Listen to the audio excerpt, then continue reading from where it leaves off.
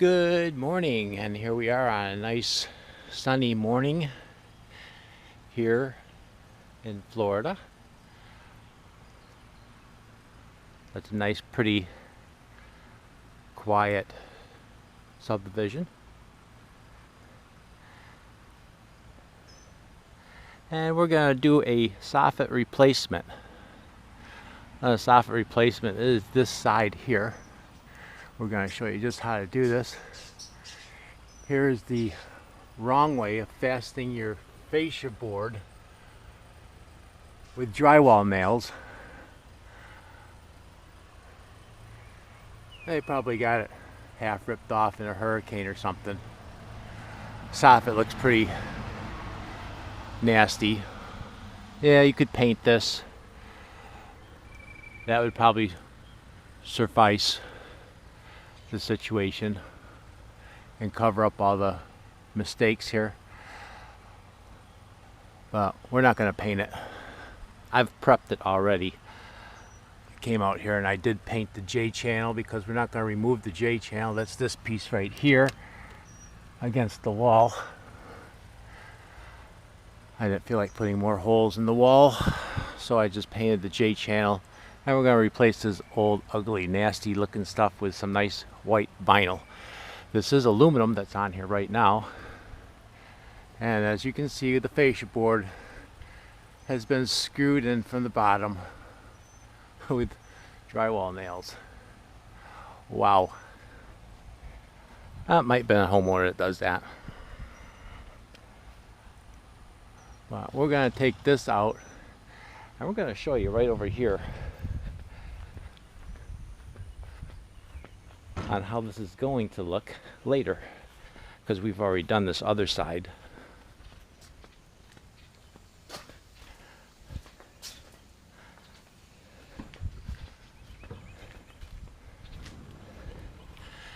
And this, my friends, is how it will look when it's all done. You got your nice vinyl soffit in there. Your fascia is nailed up through the bottom, about every 16 inches or so.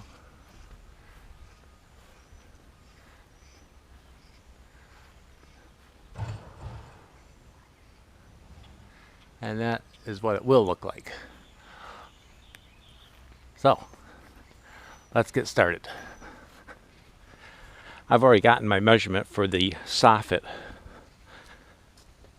over there, and it is 15. So what I've done here on my table saw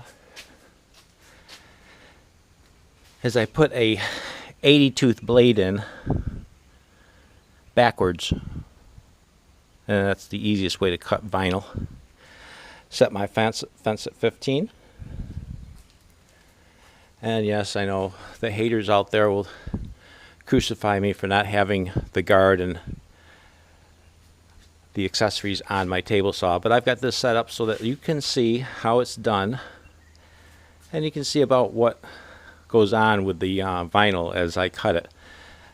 I've already gotten a whole stack of soffit ready, prepped. So let's show you how this goes.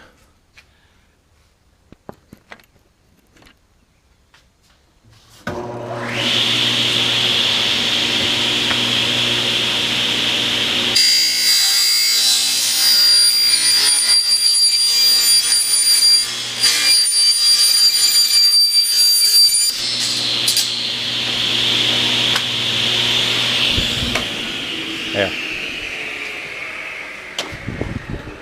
Now that wasn't so bad. It cuts really nice. A lot better than using the cutters. And you could cut every single piece with these bad boys. Oh yes. How my hands have been sore from using those. But now we got our soffit.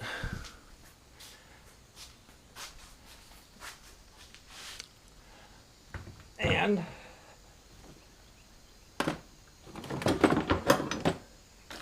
we'll grab our drill and our hammer. We'll go back over here and start tearing this soffit out.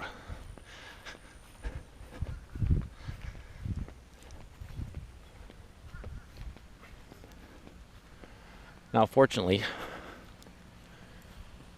it's in the shade. Thank goodness, because it's supposed to be like 90 today. But first what we're going to do, we're going to go and take all these screws out of the fascia. Why they did this? I kind of figured that, you know, the hurricane probably tore this up, started flopping around a little bit. This guy got worried that it's gonna fall off, so grabbed the first thing that he could find, maybe in this garage, in this inventory. Possibly even went to Home Depot and got those drywall screws. Oh my goodness. Now that didn't take too long. Most of the drywall screws are out. We'll get this last little bit up here.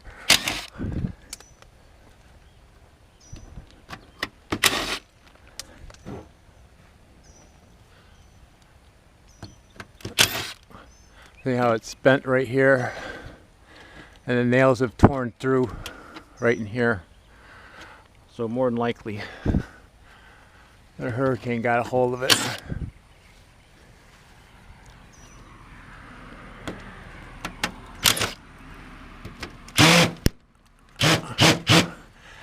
And decided to tear it off. So with that gone and the screws out of that, this should just pull right out.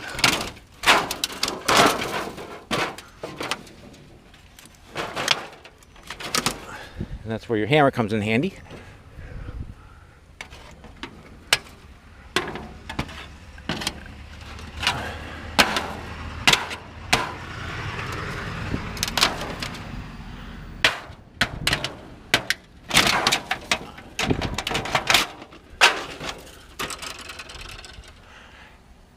And that's pretty much about it, really.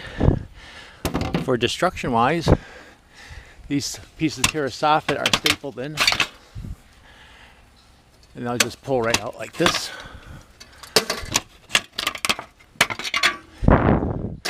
So we'll get this all torn out. We'll get back at you, show you how the process is of going back in and going back together, which will start from the back side back here and run it forward to here. And like I said, don't be scared. If you want to fix something on your house, go for it. I mean, there's plenty of YouTube channels and plenty of YouTube videos out there that'll show you just how to do something. So I go about things a little bit crazy, but it gets done, and it gets done right, and it gets done on overkill where I never have to touch it again, ever. So with that said, I haven't seen any bugs in here as of flies, or not flies, but wasps. Sometimes they like to get up into this little crack right here where they put the J-channel against the wall, and they'll build their home on the plywood up there and the 2x4s on the back wall for the mud wasps.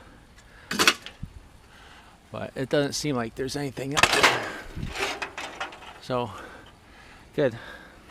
Another one of the things that I do for myself is I make sure my soffit stays tight to that back side of that J-channel, and about an 1/8 inch short of the fascia board. That way my fascia won't be bubbled out when I put that on, and the soffit being tight to the J-channel will not allow any bugs to come in, such as wasps and hornets, miscellaneous. Roof looks pretty good. Another thing that we're going to do too is that when they built this house, they decided that 1 or 2 nails in these hurricane straps right here was going to be sufficient. Well, county code says that you have to nail them all, put a nail in each hole, so Yep, there's lots of nails missing in these. As you can see, this one's got one nail in it. This one's got two. This one's got one. And then the back side of the strap is not even nailed. However, it is bent over the truss. Good points for them, but should have a nail on this side too. One or two nails. We're gonna put some screws in them and screw it right to it. And that's what we'll do once we get our ladders back here and get our little short scaffolds set up, and we'll get those also. All right, so back to you in a little bit.